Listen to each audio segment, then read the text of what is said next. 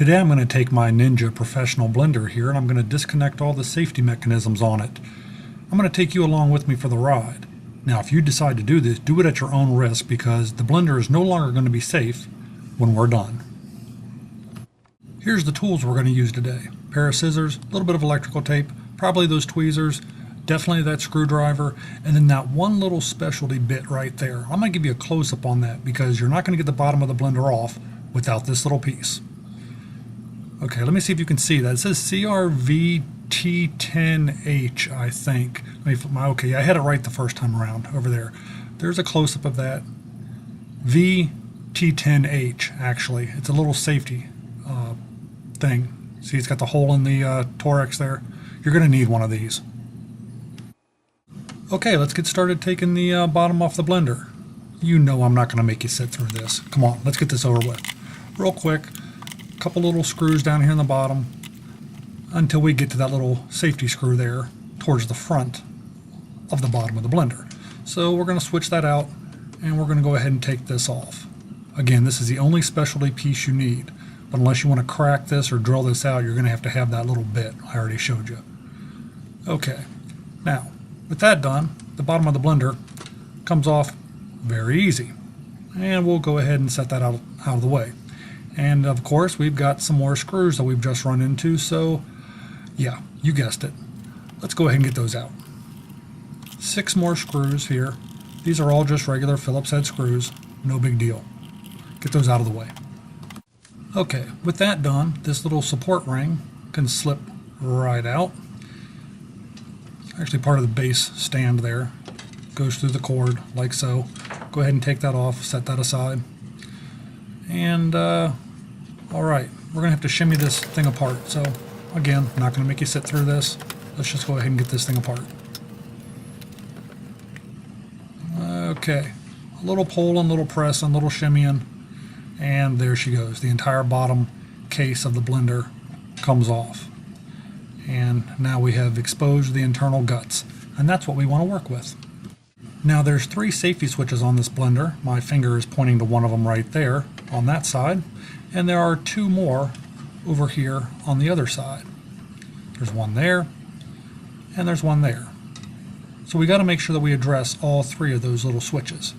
And again, this is the no solder method, the easiest way to get this done, easiest and fastest. So let's go ahead and give you a close-up.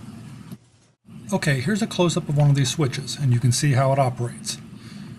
It just kind of compresses there when the little tab from the other side pushes down on it. So, again, keep in mind everything's reversed because we're upside down right now. So, there's another one of the switches right there. Now, you could just cut these wires and solder them together, and that would bypass the switch. But again, I told you I was going to do this the easiest method possible, and some people may not know how to solder or may not have the equipment to do that. But most people have electrical tape, and that's what we're going to do. We're going to take some electrical tape and pretty much just wrap it around that switch. So there you go. That's a hack if I've ever seen one. A couple really thinly cut pieces of electrical tape just wrapped around that switch to compress it and keep it obviously in the closed position. Now we're going to have to do the same thing with the other switch there next to it, and then we'll go ahead and hit the other switch on the far side as well. As you can see, that one's already done. We're going to go ahead and get that one, and then get this other one over here in the back. Right over here. So, I guess I could stop talking and we could just go ahead and get those done. Okay, with all 3 of my switches taped up, I don't quite have this thing back together, but I'm going to show you proof of concept here. Okay? Power on. No blender hooked up. And you'll see the motor start to run. There you go. That should not happen if the safety mechanisms are in place. And again, that's the reason this is now a dangerous blender. But I can put the small blender on, which I've been having problems with, and this part won't work anymore. The single serve will no longer work. You actually have to hit the number 1 instead. So, but when you hit the number 1, as you can see, the single serve blender operates. Didn't used to operate like that if you've got one of these, and you know that. So there we go. Let that shut off. And again, pop that off of there.